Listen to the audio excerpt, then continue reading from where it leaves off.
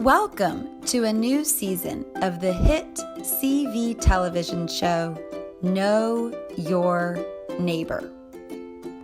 Did you miss the first season? Check out this list of our Season 1 guests. Thanks to all of those residents. Don't worry if you did miss Season 1. All episodes are on Vibrant on the Life Enrichment announcements page. So without further ado, let's start Season 2 of Know Your Neighbor.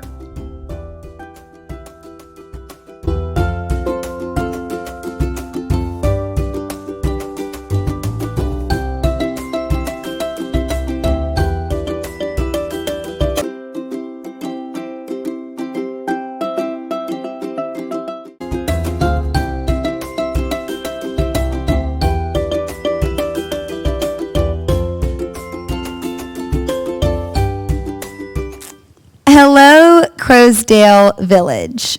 Welcome to this month's episode of Know Your Neighbor, our very own original talk show. If you remember last year, we had a whole roster of incredible guests come on the show and share their stories. Then this summer, we started Season 2 with an interview with resident Mary Bell. All of those episodes from last season and this season are available to watch on Vibrant if you missed them on channel 1390. But enough about that. Let's get to today. I am so excited to have June Van Bruggen as my guest today. Many of you may know her from around the community or other things she's involved in the city of Durham. But without further ado, let's let her tell you about her life herself. Thank you so much for agreeing to do this. Well, thank you. I really appreciate it. So let's start with a basic question. It's been a crazy year. We've had the pandemic, among other craziness. How are you doing? Well, as a matter of fact, one reason that I think I'm doing okay is that when I agreed to come here in 2017, I chose this place because it was only 10 minutes away from my church. And I've been in that church now for 52 years and know a lot of people there, and I still function and do things with the church. So it wasn't like I was cut completely off of. I did a lot of emailing and stuff like that, so that helped me to feel comfortable. Did you do anything on Zoom with your church? I did. I worshiped on Sunday morning with a group of about 20 people that we did Zoom together. And what they did was at church, they broadcast something that we could pick up and look at it. Just recently, we've actually been able to worship in person again, and that's pretty exciting. That's amazing. So 52 years at the same church. Oh my, that was an awful lot. That's a long time. So you must have started going there when you were just 0 years old, right? Well, thank you. Actually, I was a medical student, and I went there with a lot of other students to that church, and I ended up meeting my future husband there. And then we had 3 children, so it's just always been my church. You know, I was kind of hinting at that when I said people might know you from Crowsdale, but also from other things in Durham. And I was thinking of your church being an example of one of the other communities that you're really plugged into. That's right. And I'm sure you've grown a lot over the last 52 years, and that church has been a constant, though, for all of that time. Yes, it has. So how is everything going for you here at Crowsdale post-pandemic, if we can say post-pandemic? Are there still things that are overwhelming you? And I should have said it wasn't just the church. I'm in really good communication with my kids, even though they don't live here, and we talk a lot. In fact, my daughter is going to call me tonight while she's at the laundromat, and she's got 3 kids, and we talk about everything. She's one of my favorite people. So, and she has remained the same. In fact, I just took a vacation with them in Branson, Missouri, with her and the 3 kids, going on the Ferris wheel with them and stuff. I mean, that's what I call real friendship. Mm-hmm. You got on the Ferris wheel? Oh, yeah. I think those are so scary. Well, my daughter does too, the one that's 45. So you went on with the grandkids? Yeah, and Becky and her husband, yeah. We had a whole car. I know your grandkids and kids love you so much, but what do your grandkids call you?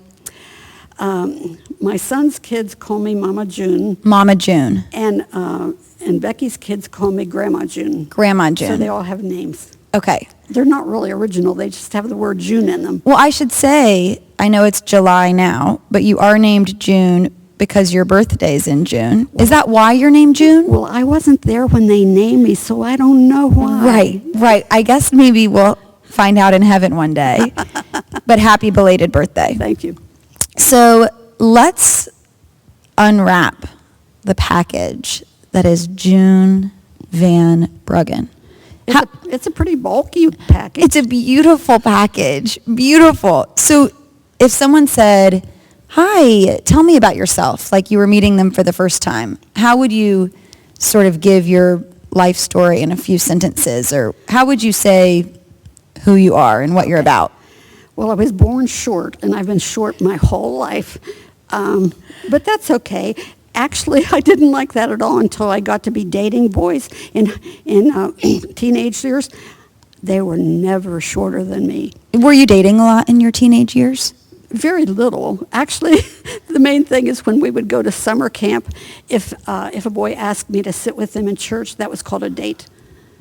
My word. And they were acceptable because they were church people. Okay, so sitting together at church was kind of a date. At camp meeting, special. Okay. Yeah. And where did you grow up? Well, I was born in Bloomington, Indiana, and then we moved to Niles, Ohio. But then when I was in first grade, we moved to western Pennsylvania to a lot of little churches, little towns, and I was there until I went to college in Pennsylvania. Wow. Do you ever go back? When I was still driving, I would go back there and look at the old parsonages, and one of them came out and said, she said, I've got to show you something. Up in the second floor, there's a place where your names are written, where you wrote your name. No. So evidently my older sister and I decided to autograph that. A little piece of history. Yeah. Then I went to college in Houghton College, which is near Buffalo, New York. Okay. And then I did become a Southerner, which I had always been a Yankee. I couldn't believe it. I still don't care for grits unless they have a lot of stuff on them, you know. Oh. And I know. So I came to Durham to be a medical student and was planning to be actually a medical missionary. And that stayed true until my 3rd year of medical school. And at some point, I'll tell you about that. Okay. So after college, you came to Durham for med school. Do you feel like Durham has changed so much from then to now? Well, yeah, there's a whole lot more apartment buildings. There's so many apartment buildings downtown. But you know what? Even, we won't go into all the places I lived in Durham while I was a medical student, but it has changed a lot. But I don't care because I sold my car and I don't drive anymore. I only go now where the bus goes, pretty much. But the bus goes a lot of places, so that's good. Oh, yeah. Kind of a life enrichment plug there for the activity bus. Yeah. Okay, so you came to school thinking that you would be a medical missionary, but that ended up not being the course you took. Funny how that happens, isn't it? It was very interesting. It wasn't really funny, but it was interesting. And that was when you first went to Blacknall, your church, too, right? I was invited to go there by a girl that I had roomed with in an apartment. And no, I guess we were in a dormitory, and then we had an apartment together. And she said, they have a new young minister there, and he just talks in a regular fashion, and he's really good. And she invited me to go, and I've just never been anywhere else. Wow. And that church saw you through a lot of life changes, right? Oh, yeah. And I was wrong about one thing. There was 1 year that I wasn't there because I had to leave medical school for medical reasons, and I went back to Pennsylvania, and so I was not in that church for that 1 year, but I came back. So you finished medical school in 5 years rather than 4. That's right. So tell us about that time. Well, Christmas time of my second year, I had obtained a used car. It was a Carmen Ghia. For the old people that remember what a Carmen Ghia is, you probably don't even know about that. I'll have to Google that. Yeah, that's okay. And I loved it because I thought it looked like a sports car. It wasn't, but, it looked good. And on the way up to Pennsylvania for Christmas, I don't know what happened. The person behind me called it in because there was a little blue car upside down beside the road, and called the rescue squad, and there was a person in, and it was me, and I don't remember the whole thing. I have amnesia for that. And they took me to the hospital, and I was in the hospital for a long time and was in a coma for a long time, and finally they transferred me back to Duke because that's where the real happening is Duke, not Virginia. So it was wild. I had delusions. I thought that I was not real, and that nobody else would believe me if I told them that, so that I was cursed. And so I decided to leave the ward to escape it, and I got out of the ward, and I went on the first floor, and I went to Dean Anlian's office, where his secretary I had known from church, and I asked her for a quarter because I wanted to go to the lobby and call a cab. I didn't have any money. I don't know how I did that. And have the cab take me back to where my apartment was, because I thought if I can just get in my apartment and face north, I'll know this is a really bad dream I'm in. But somebody came, a whole lot of these people in white and my mother were coming down looking for June Van Bruggen, and they drugged me back to the ward. And so there was the end of my plan, and I was left with my delusion that I was not real. And you better stop me because I could go on and on about this. Oh, I want you to go on and on about it. So to recap, you were driving home to Pennsylvania and got in a car accident, which you have amnesia from that time. You don't remember all the details. And you ended up in the hospital and had some sort of delusions and things going on. And that's what sort of put you behind your plan in terms of how long med school would take and things like that. I was not even thinking or planning or doing anything right then, because when they discharged me to my parents to go to Pennsylvania, I still thought I wasn't real. I wasn't making any plans. I didn't think I was real. I thought I was cursed.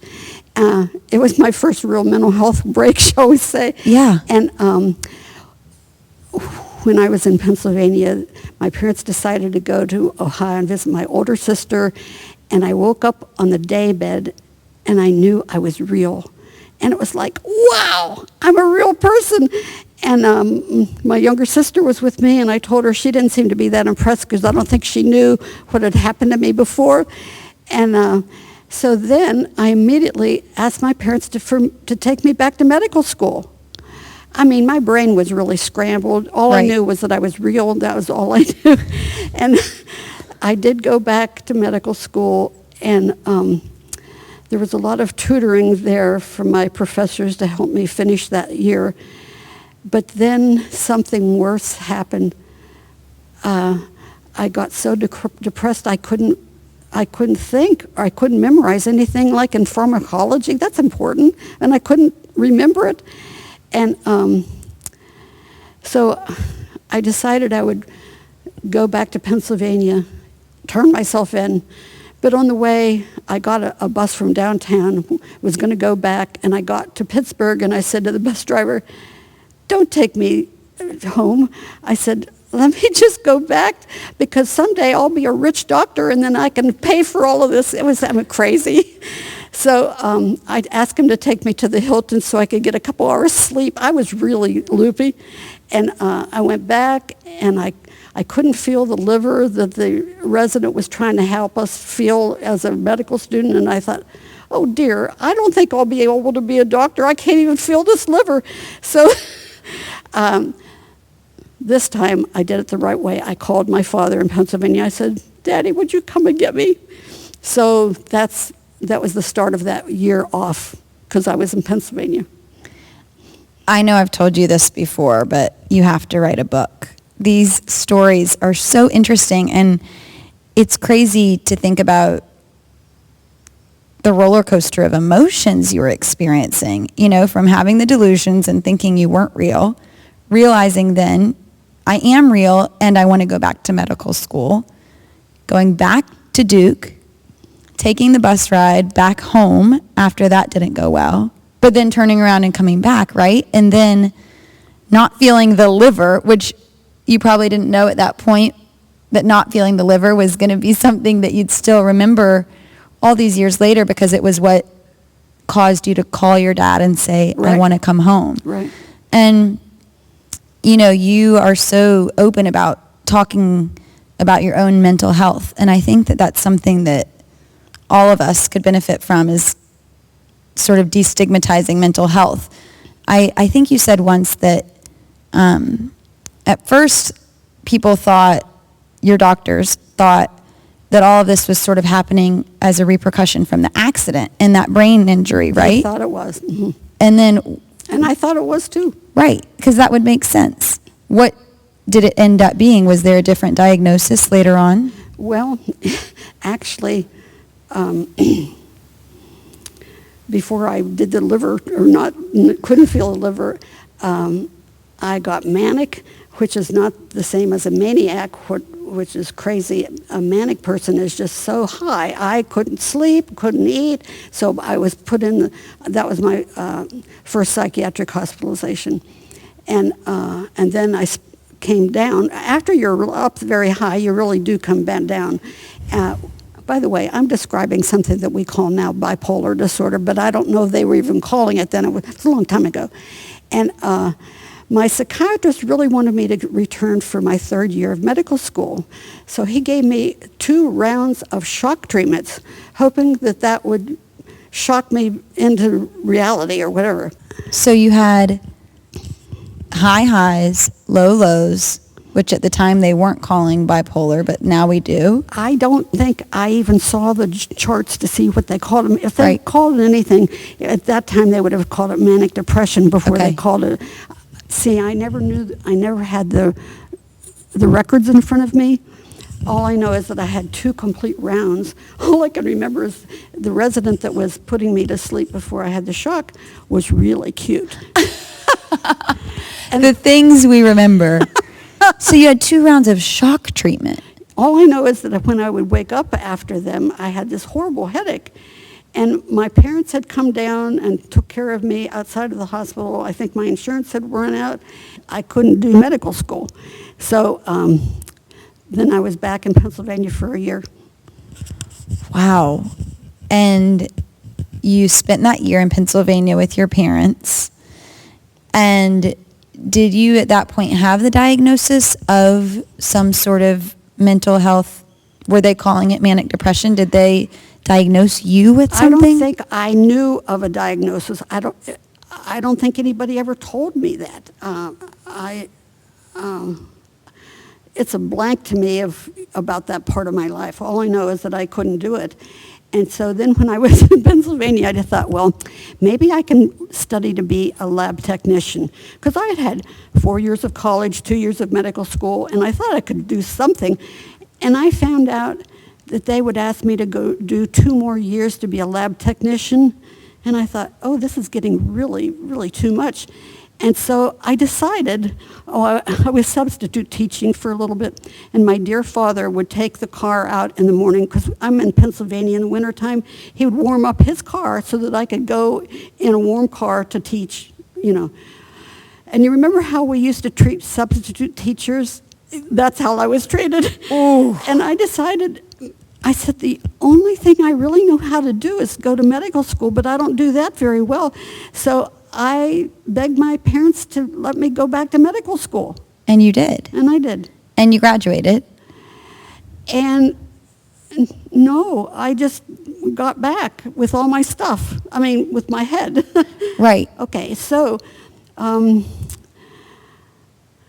Then you did finish med school, though. yeah, I did. And actually, I didn't have to go to the hospital those last 2 years. But in my 4th year, I met John Van Bruggen, a very tall Dutchman, which is why I'm Van Bruggen now. And see, the thing is, they didn't really have any treatment for bipolar disorder then. That's why I had to keep going to the hospital and getting shock treatments. Back in the olden days, I used to put people in cold ice baths or something, trying something, to, Right. Do it. So I think it was in the 80s that they had a mood stabilizer. I think the first one they got was lithium. And can I tell you how I got on lithium? Please. I'm trying to tell all of you people that there's no disgrace to being on a mood stabilizer or having a psychiatric history, because it gives you a flavorful history. Yeah. Amen. And it makes you a better talk show guest. Seriously. So John and I married, and we had 3 kids. And well, our first year, I had a medical internship, and then we had the 3 children. While we were doing that, I did things. I was the employee health doctor at Watts Hospital, where I had done my internships, so I knew the whole hospital anyhow. There are a couple people here that still remember when I was in that function. Earl Powell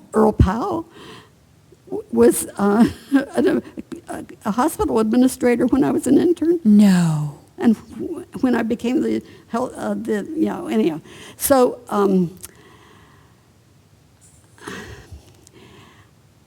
I love to have people in our house. I didn't call it entertaining. I'd just say, oh, come on over and have dinner with us after church. And I had lots of internationals that way. I mean, Duke students.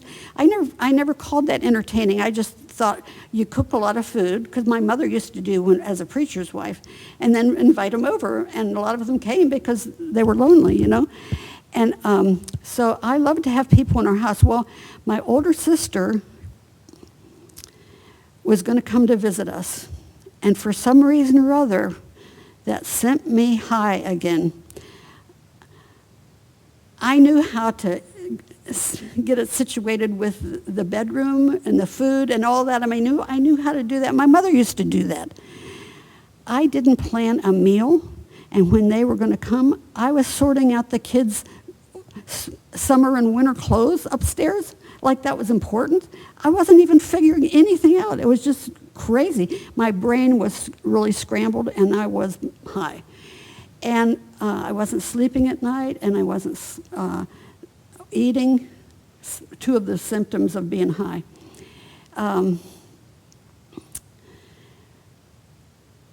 My husband was very hands-off of me. He didn't tell me what to do. But he noticed that things were really different. So when my sister and her husband left on Monday morning, he called my psychiatrist, who actually was around the corner, and that was, he did have an office at Duke, but he called him, and he said, June is not eating or sleeping. I think you need to see her. And Dr. Wilson said, well, why don't you just bring her into the office?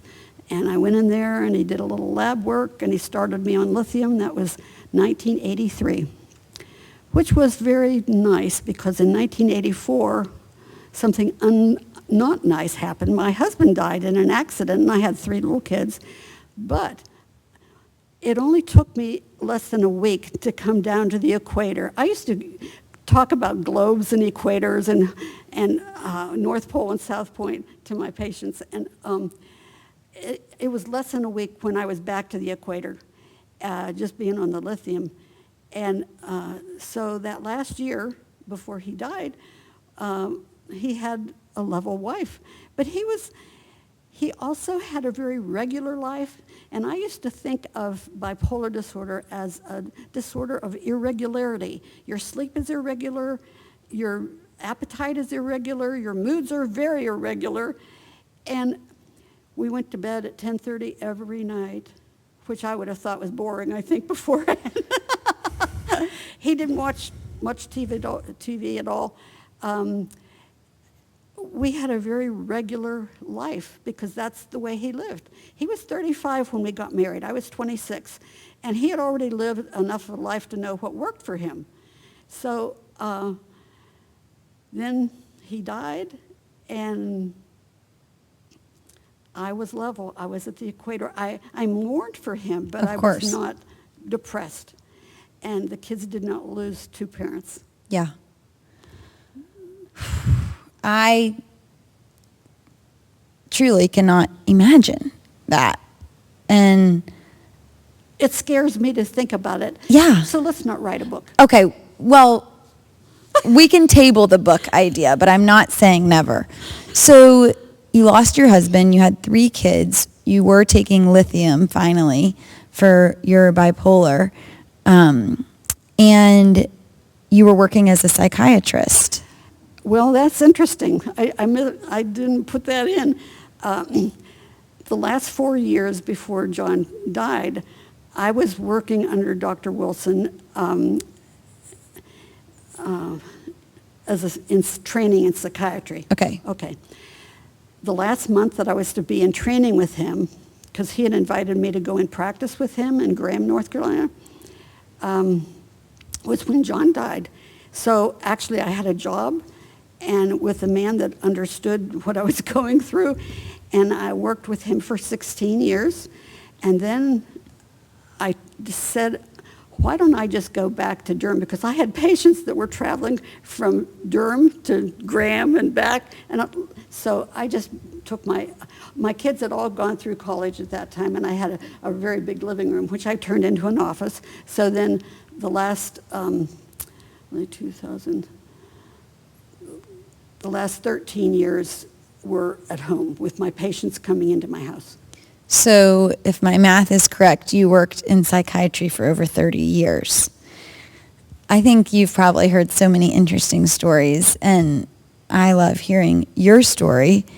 And you've talked before to me about how you like to sort of seek out people's histories and learn about people and get to know people's stories. Is that something that you did professionally as a psychiatrist, or is that something that you still feel yourself kind of being drawn to even now at Crowsdale? Good question. Actually, you're a good interviewer. Oh, when you said good question, I was thinking, I think you might have helped me come up with this question, so you can't give me too much credit. Sorry. We're collaborators here. Right. My daughter reminded me that this was your interview, not mine. No, it is ours. It is ours.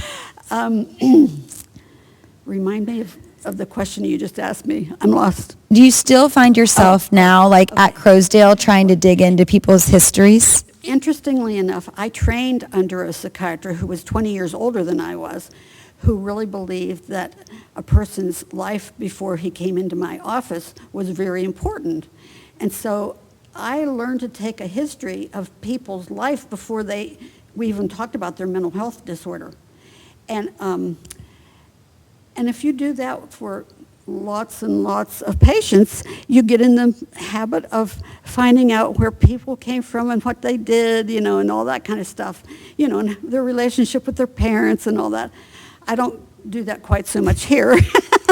I'm not going to ask you about your parents, but anyhow, I think it gave me the idea that that's just what you do when you get to know. But see, nobody's paying me, so they're not my patients, and that's why I resist being called Dr. Van Bruggen, because I do not have patients here, and if I have patients, you're going to have to pay me.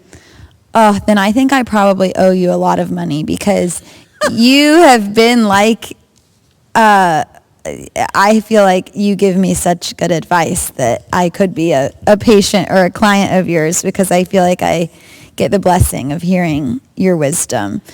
What do you think is a good way to sort of naturally learn people's histories? Like you said, you don't go around here at Crowsdale asking people about their relationship with their parents, but what's a good way to sort of start that conversation? Well, one of the places where you're with people for longer than 2 minutes saying, "Hi, how are you? I'm fine, how are you?"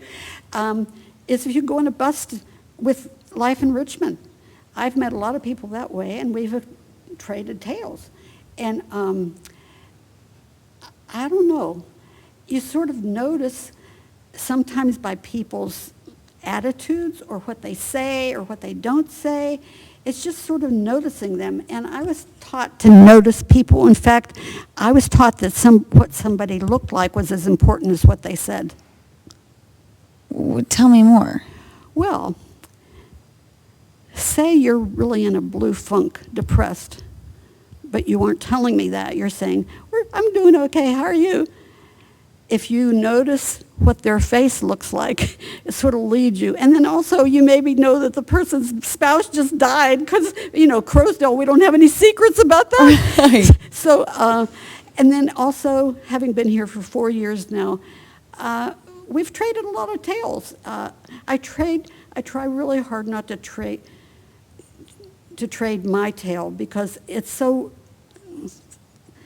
very unique. I don't expect that, but I would like to hear somebody else's tale. And if they ask me how long I've been in Durham, it's hard for me to resist not to saying, well, I came to Durham in 1965 to go to medical school, because that's just a fact. But that leads in, some people say, well, what did you study? Right. That's not what I want to know.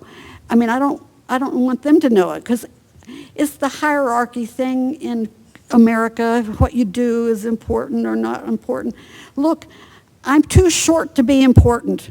Oh, that is baloney. But in my mind, I hear what you're saying. And, I was reading something recently about how in our culture, when you meet somebody for the first time, the question is, what do you do? And we have become this way that we're defined by our profession. And I think that's such a shame. We're so much more than what we do for a job or what we did for a job. And that's why I resist being called Dr. Van Bruggen. Exactly. That's why she won't let me call her Dr. Van Bruggen. I had to pound that into your head. I know. It took me a while. Now I call you just June. It's great. Well, I think that tip of just noticing people is so important. And like you said, kind of picking up on body language or nonverbal cues about how a person is doing. And, we've talked a lot about mental health, and I think in 2021, people are becoming more comfortable sort of saying, I'm not okay, or I am struggling with things. Maybe not this age group so much as younger people. I bet you're right, because Maybe. I think that could be true. Is Because that we were taught to hide. Right. And to sort of bury those feelings sometimes, or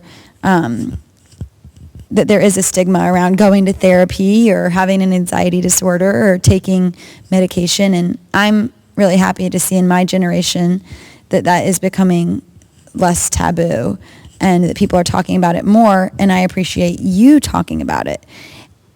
Is there a time, that somebody has made you feel like heard or seen, or that someone noticed you kind of in the way that you were saying? I was hoping you were going to ask me about this, because if you didn't ask me, I was going to tell you. Oh, please tell me. Yes. It was a month ago. We go to South Point on the bus once a month.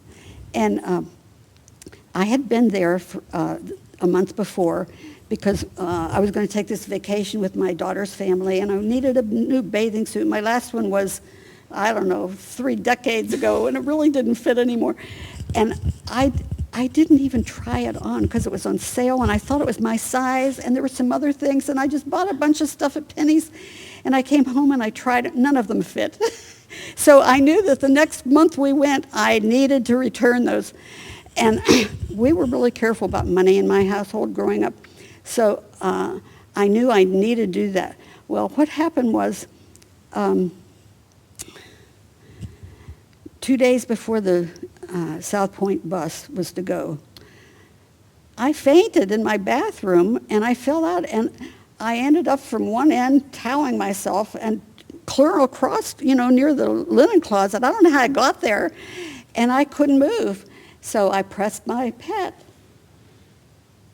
which was on my wrist at that time, and got my security person and a nurse. So they had to pull me up. I said, easy, because it was just hard to get up from that position. And I was in a quandary because it was just Monday. I was supposed to go and return those things.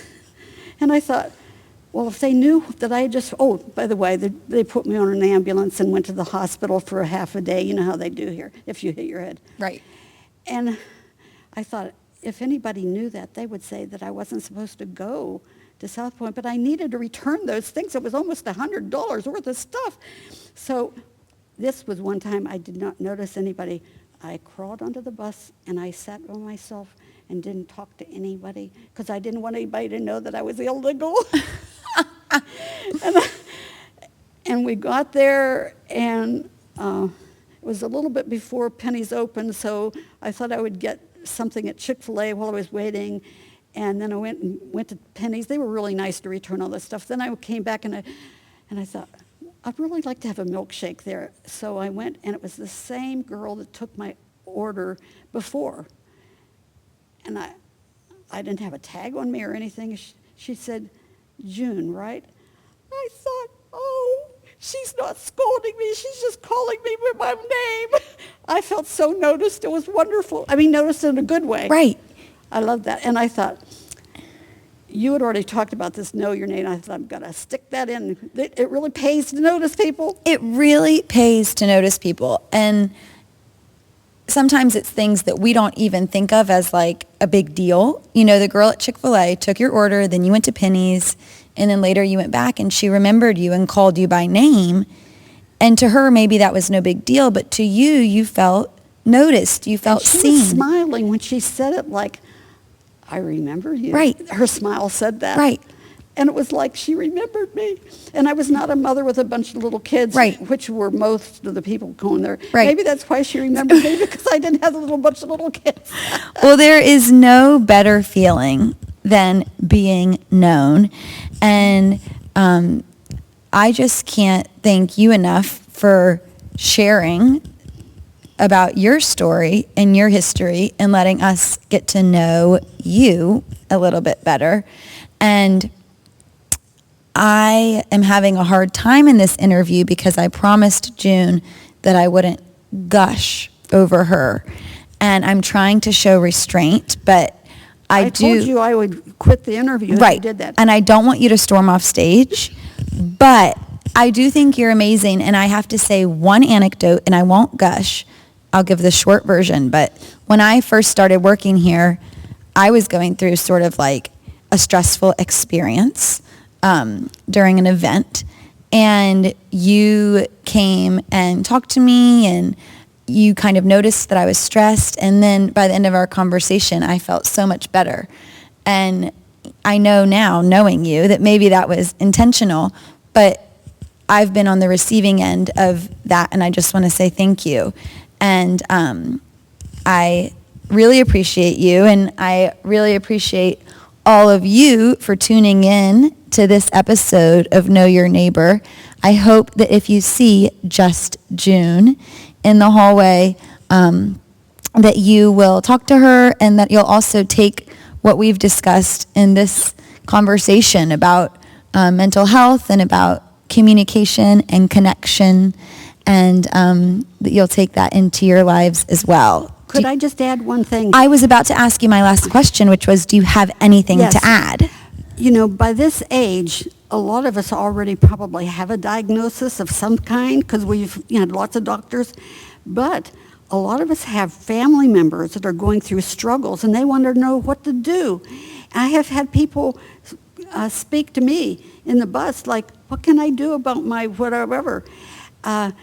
If you can sort of downplay the shame of it for the other people, and if you're in a position where they trust you to sort of urge maybe with their family people to get them some evaluation and help, that way you will not feel like, what do I do next? So it may not be for you. It may be for one of your family members, because your family members are younger yet. My youngest grandchild is 3. She hasn't even had a diagnosis yet, but she may.